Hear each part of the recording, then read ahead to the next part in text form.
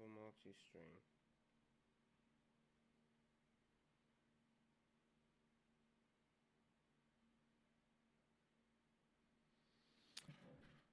La, da, da, da, Oh, I da. gotta do Prime so I can multi-stream, huh? All right. Mhm. So for right now, I'm just gonna use TikTok. Don't show. If you want to go live on TikTok, you have to be 16 years old or older and have more than 1,000 followers. Get you. Hey, look at Aaron. This is Aaron live right now.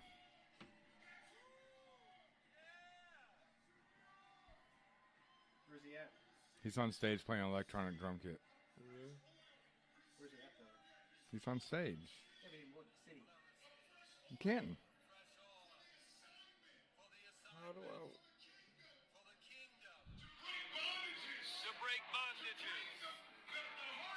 Ooh, that's right up your alley right there. They said bondages. I don't want nobody to break my bondages. Quite happy where your bondages are. All right, are we streaming or no? Is it going? Well, it says in stream on here, so we must be streaming somewhere. Oh, maybe. Where am I streaming to? Let me just run upstairs. We'll see what we got going on.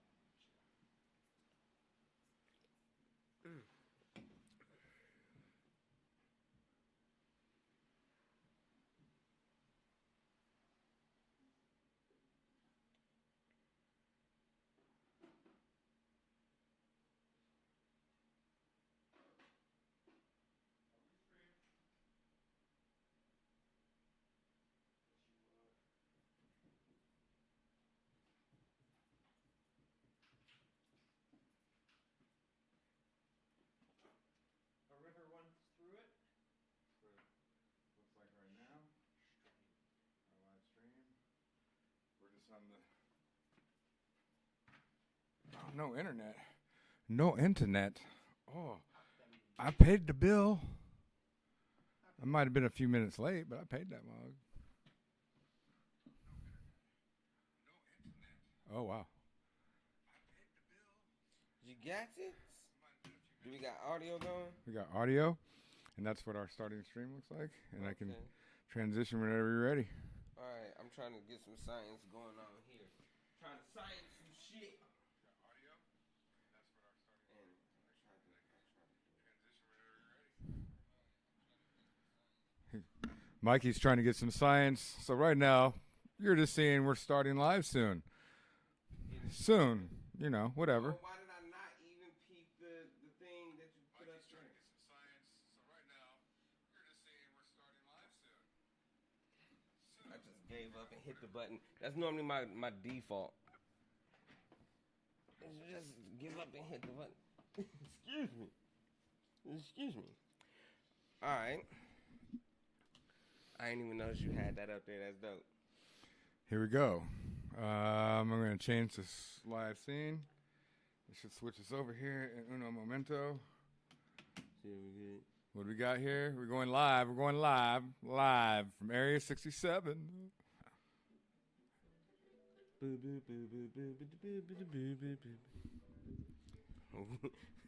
Lo-fi with the whole music. Did you hit the button? Did it do it? Is it doing it?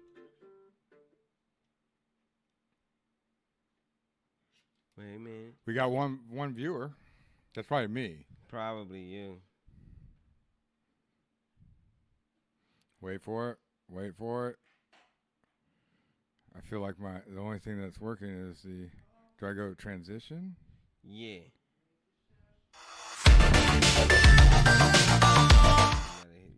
It's Mikey on the buttons. I don't know. I'm on the buttons. I don't know what I'm doing. I think we might have. Yeah. Oh, there you go. Ha! Yeah, you gotta hit the transition button. Transition button. We live. All right, what up, y'all? What up? What up? It's your boy Michelangelo Hip Hop and Mikey Vegas. Area 67. Area 67. Yeah. So, here's what we doing. Yesterday we kind of started this little impromptu. We always had these discussions about, you know, the industry, crypto, the development of music platforms and development of entertainment platforms, and we are really invested Best into the new era of not just crypto but blockchain computing, as far as how we believe it'll change the music industry, right? So Web 3.0. Web 3.0, you know. Yeah. We've been yesterday we was talking about how much money people are making off of things like NFTs, right? Another interesting aspect of it is how people are using cryptocurrency, right? How people are using cryptocurrency along with the NFTs and these blockchain websites, Ethereum websites, crypto websites, stuff like that. Because, you know, if you're an artist, right, and you are, if you're an artist and you trying to get your name out there, right, the name of the game is to own as much of what you put out as you possibly can. So normally the way it works is you either independently or by means of taking a loan out from a record label, you invest into the time and equipment to record an album, and then you put it out there. But then you gotta go through like TuneCore, DistroKid, one of the distributors, and they gonna want to cut it at Third party. another third party, and now you are reliant upon DistroKid, TuneCore, all of that to get your music out in front of people. So in order to supplement that, you get yourself a website. So now you got to go through another third party like GoDaddy or any one of these domain names so that you can pay them every single month so that you can put your content out there for your fans who are going to be regularly looking. You got to lean in on it, right? I'm trying to figure out how to do it. But anyways, sorry for our technical difficulties. We're not video guys. We're audio guys. Yeah. But we seem to do video pretty well. It's We've the been audio we just- miss up. I feel like I've been doing more video stuff than audio stuff recently. But I'm going to pull this back just a tad. oh yeah, see, science that shit up. And then I'm good right here. I'm good right here on TikTokers. And then we might need to turn the camera your way just a little bit. Nah, I'm good. That's all You right. good? Yeah, You I'm good? cool. I'm cool. Yeah. All right. So They're there for you anyways. You know, this is your channel. whatever. We should just go ahead and just focus it on you. Really. Nah. People be wanting to see who I be working with. They ask me about the studio all the time. This is wonderful Area 67 in Akron, Ohio, off of Perkins and Union Street. This is the studio that we work out of. We make a lot of content here. A lot of content. A lot of people come in, and like I said, we've been doing a lot of video stuff. Been doing a lot of podcasting. We've gotten into vodcasting or streaming and broadcasting. We put out a lot of stuff, right? So, if you have some stuff you want to broadcast or put out, or if you are a business, you'd like to have a commercial or be able to add content to your brand as a business, come holler at us. We got packages available for everybody who's interested in our services. We also host a number of podcasts, so we have podcasters who are looking for, businesses to advertise on their podcast. So Right. it's a great way to really get connected with your local community. It's one thing I really love about podcasting because it is really built off of business to business interaction as opposed to big brand versus big brand. It's dumb. But anyways, as a performer, or even if you're an artist, a painter and stuff, you got to maintain that. So now that's an overhead that another third party that you got to add to your overhead because you got to pay them to put your stuff up there. And mind you, you're doing all of this just to sell away your asset.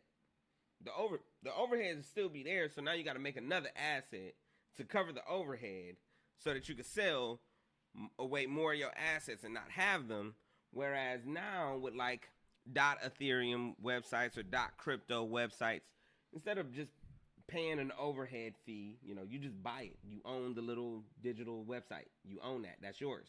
That's your shit.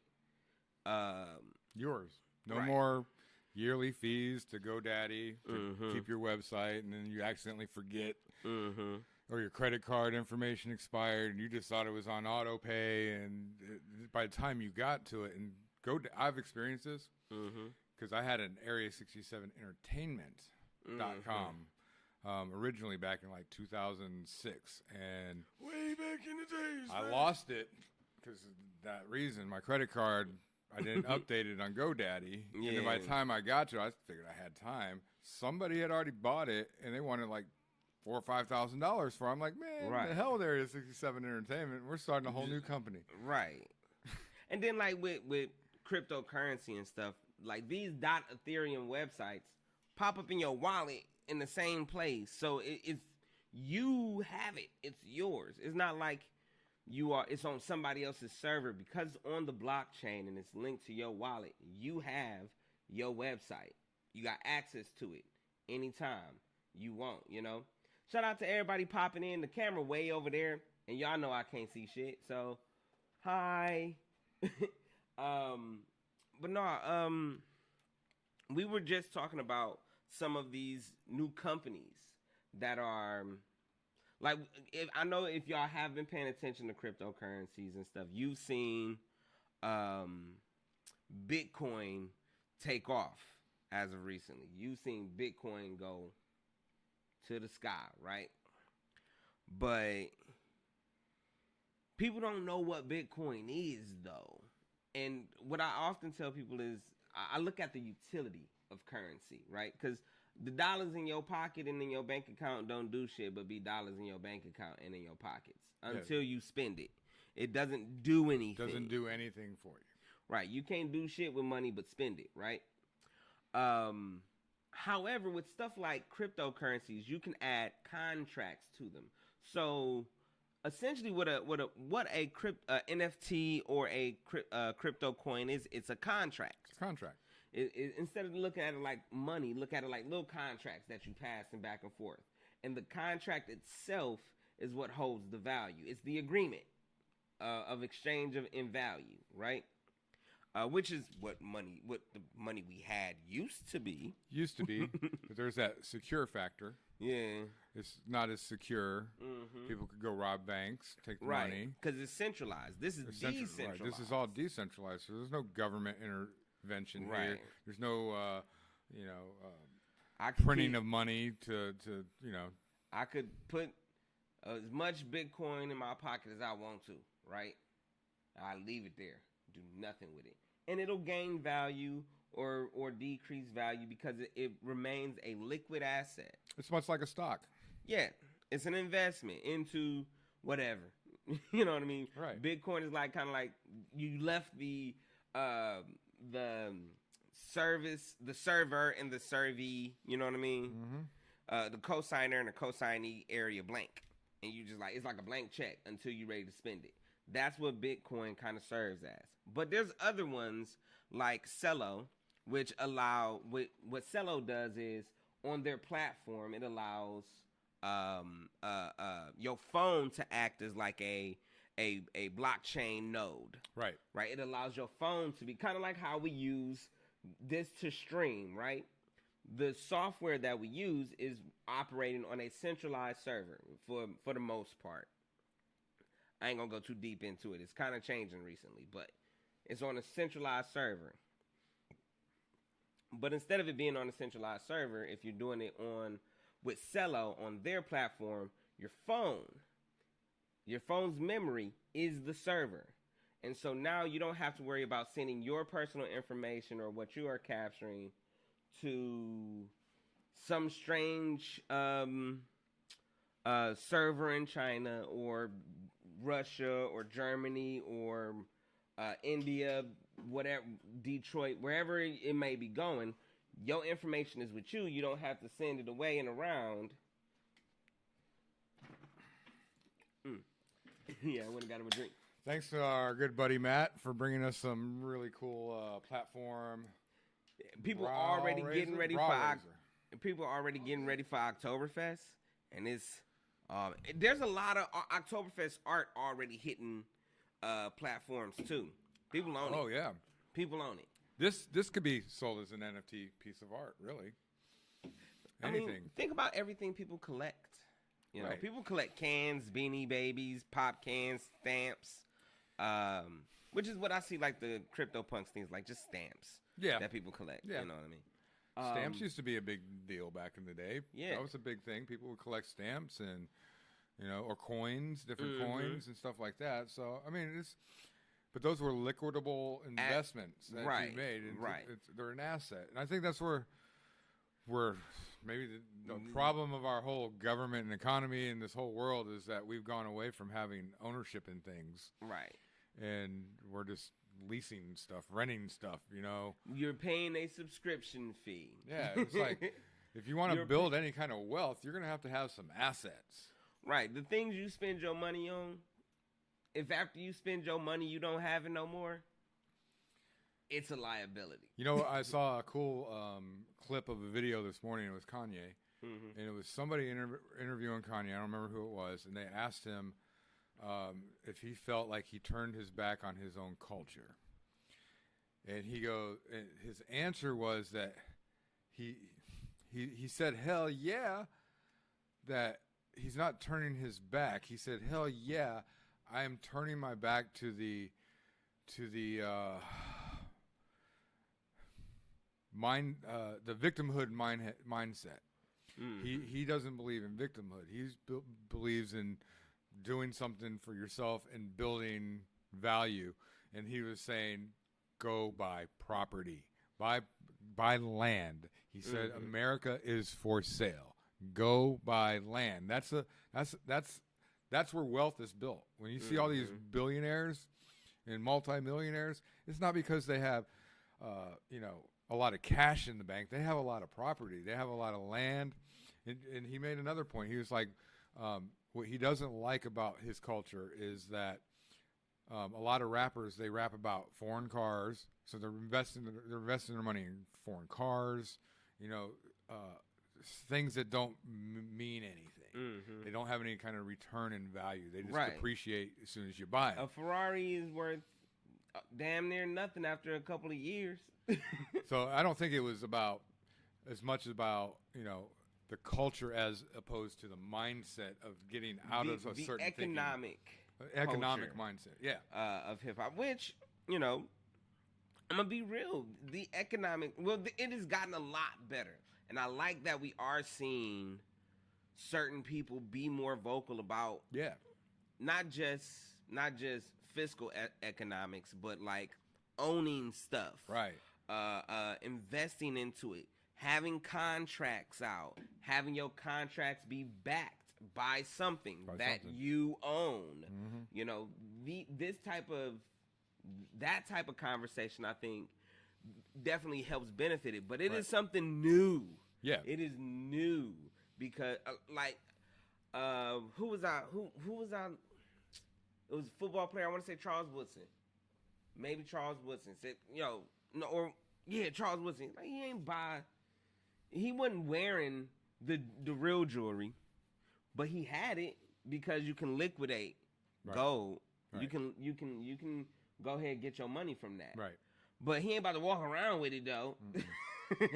You know what I mean? Just like, but that's just that mindset that we were taught though. You spend $1,000 on pants and shirts, even though now pants and shirts have become a lot more liquid assets than than before, especially shoes. But I mean, you know how many bottles of liquor? You know what I mean? You can't resell a bottle of liquor. No. You can't undrink that shit. But some people, Hennessy got such a strong stranglehold on my people. And I get it because of the contributions Hennessy has made to the community, but that's not going to add value to our community at all. If buy Hennessy stock. Damn. Yeah, buy Hennessy stock. Right. Or like with a lot of these new artists who are getting into crypto, they're using their art to fund bigger projects. Like if you pay attention to what Travis Scott is doing, these brand deals and stuff, he makes more money off of that now than he does off his music. But he understands that though. He understands the value of his brand. So he's negotiating these contracts with everybody: shoes, cereal, fucking action figures, Fortnite, deodorant, whatever he can get his hands on. He's trying to do it. So owning your platform, like a .ethereum website, owning the actual artwork that you made, owning your beats, on your music, if you're just a lyricist, right, or having some stake in it, right, or even owning the means to where you communicate to your fan base, which not a lot of people are thinking about right now. Like we was just talking about OnlyFans, saying they not gonna be doing the booty cheeks no more thirst, no more feet pics. Where are we drawing the lines on that? Where are we drawing the line on porn? Is feet pic porn? Like, yeah, but is it pornographic? Right.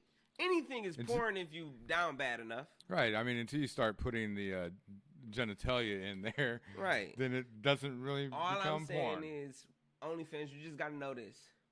Just because you tell them that they can't put porn on there, it's not going to stop dudes from jacking off. No. The meat will be in there. They're not going to be happy about it, but still. If there's a will, there's a way. But like a lot of them, they major gripe about it is that was one of their best ways to have direct contact with the fans who were consuming their content. Right. You know what I mean? So you strip that away, and now they can't even contact them. They can't interact. They can't because a lot of that was commission based. Even people did commissions through OnlyFans. Where you can get a subscription and say, hey, I want to specialize, fart video, you know what I mean? And they'd send them like, hey, this is for you, Dave. You know what I mean? They do some shit like that for them. But now they can't do that. But if you own your own platform, OnlyFans can't kick you off of your scratch and sniff .ethereum website. They can't do that. That's your page. They can't restrict access to it. The government can't come and shut it down. None of that is yours. I think a lot of people have a misconception of the internet, and Matt and I were talking about this earlier. Let's imagine this table is the whole internet, right? This is the expanse of the internet as a whole, right? All we experience is this little island right here called the www. That's pointing us into this little island where we have all our stuff at. There's this whole other world out here that's not regulated. This is regulated over here. This is centralized. This is governments regulate this area of the internet, and that's why you're able to be censored. That's why all these platforms are on big servers. Right. So these corporations have the ability to just turn the server off. And what are you going to do? Because you don't have it. Right. So what the blockchain and the new Web 3.0 is, it's us exploring this whole other vast space of internet that's out there that's unregulated. It's unregulated, and it hasn't been claimed yet. But it has been secured in a way. It's been secured. The way that we're traveling through it, we can feel secure as we're traveling through it because some of these networks like Bitcoin and Ethereum and all these networks that we're talking about, they've built in these protections through blockchain technology, which makes it very secure technology. And that's why you're starting to see cryptocurrencies. You're starting to find, especially like Ethereum. We have our own Coda coin, which will be used for securities for like musicians, so that you can do your contracts. You can sell your music. You can sell your artwork. Not just musicians, but any type of creative. You can sell your music, your artwork, and have that security to be able to say, this is my stuff over here. Do y'all want to check this out? Cool. Do you want some? Do you want to invest into it? Cool. And then the Coda coin is that, you know, is that security, is that little token, just like Cello allows you to do it with your phones, do those type of communications safely on your phone. ADA is another one that that is coming up. It's kind of similar to Ethereum, right? Cardano. Yeah, Cardano, yeah. Right. They have the ADA. That's the name of their coin. Yeah. But yeah, and Ethereum is kind of like what you use to pay the gas fees, is it? Yeah, well, Ethereum is a utility network. I mean, yeah, you pay your gas. Most people pay their gas fees through. If you're doing anything on that network and you have any transactions, you're going to pay with Ethereum. If you're doing a transaction on the Bitcoin network, which is basically just a monetary network, there's no other utility outside of that. Right. It's just exchanging money and saying, like I said, it's like blank checks. Right.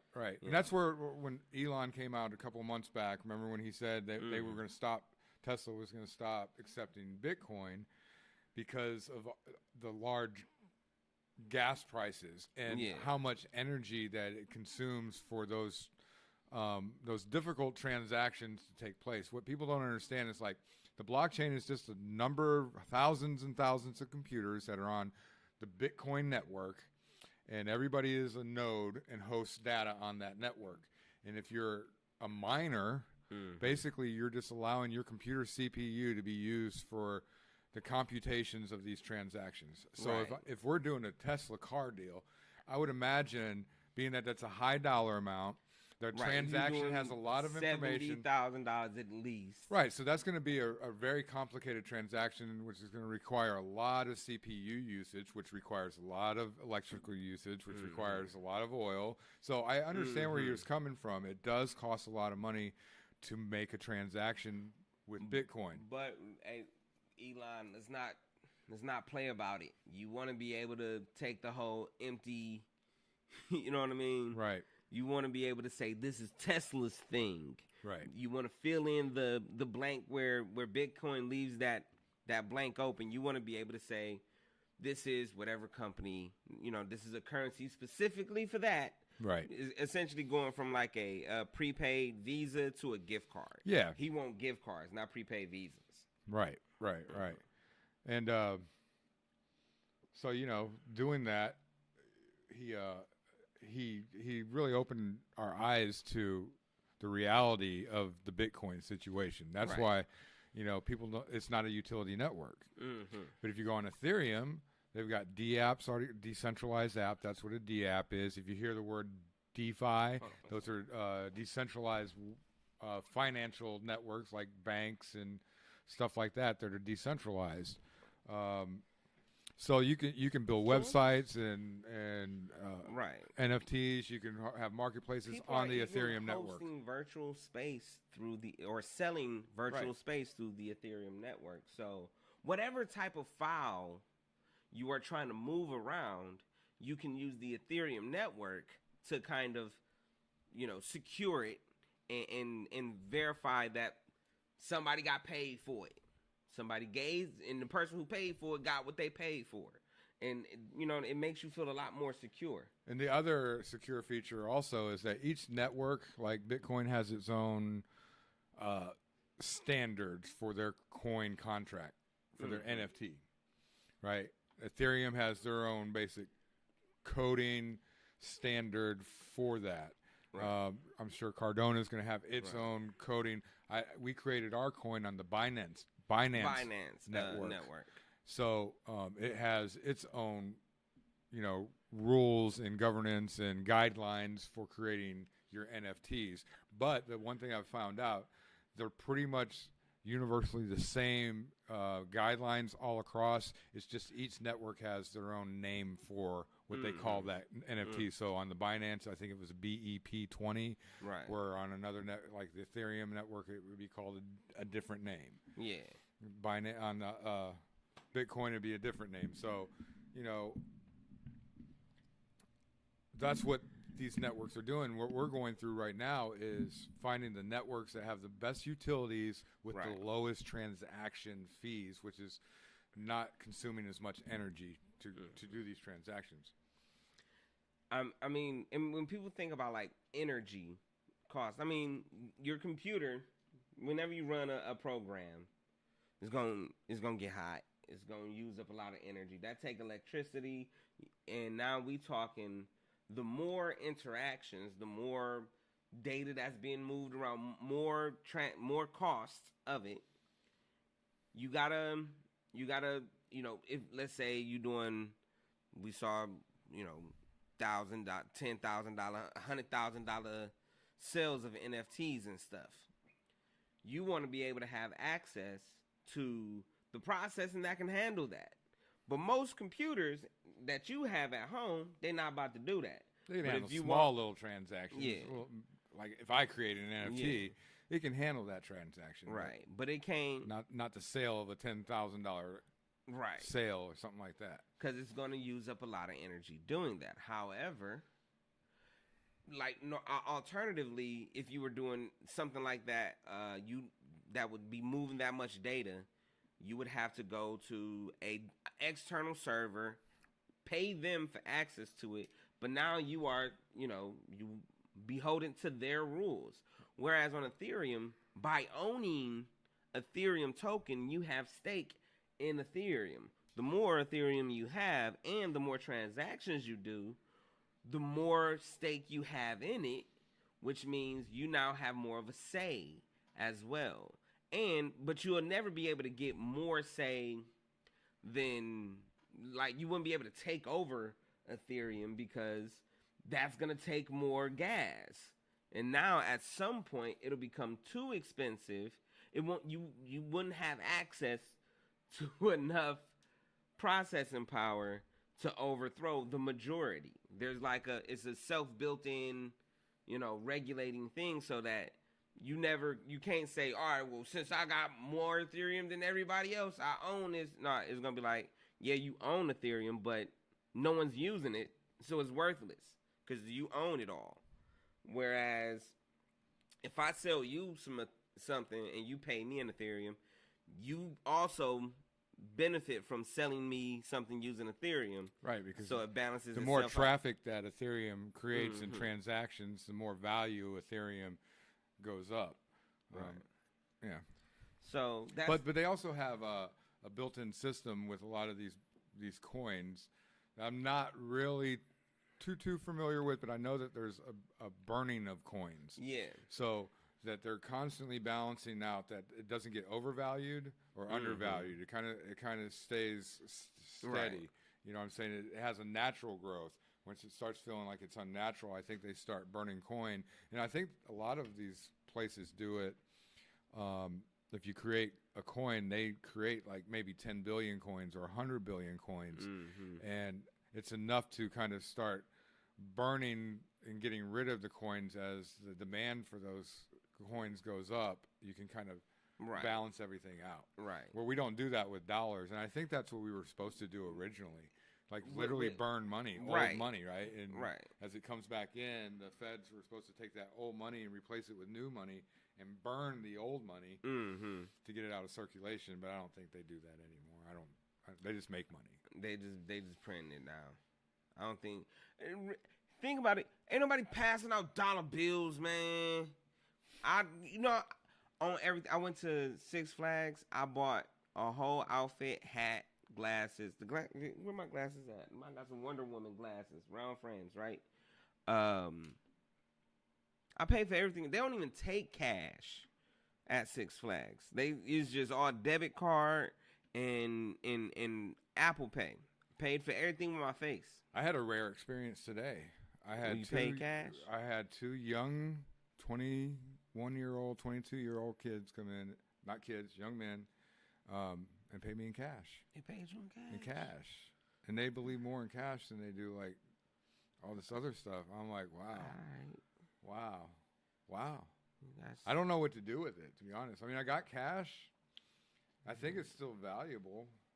You could probably get something with that. I could don't probably know. go to the store and get something with it. Somebody will take it. Yeah, somebody will take it still. eventually. But there's a day where they're not going to take it. They I ain't think gonna it's, take it. it's coming soon, sooner than we think.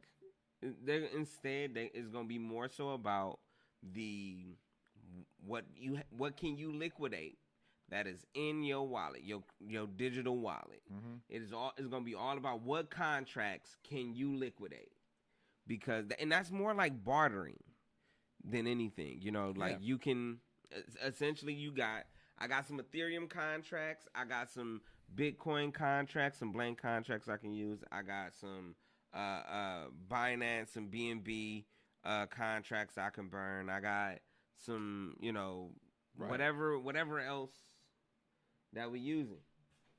What JD popping through? So if you're into crypto coin, and you guys are interested in our coin, this is our symbol for the Coda coin. Shout out to Cheyenne and Bryn from. Go ahead. Shout them out. Shout out to wait, I got a business card. He's gonna grab the business card real quick. He doesn't want to mess it up. I didn't know you guys were in a podcast. Yeah. What's happening?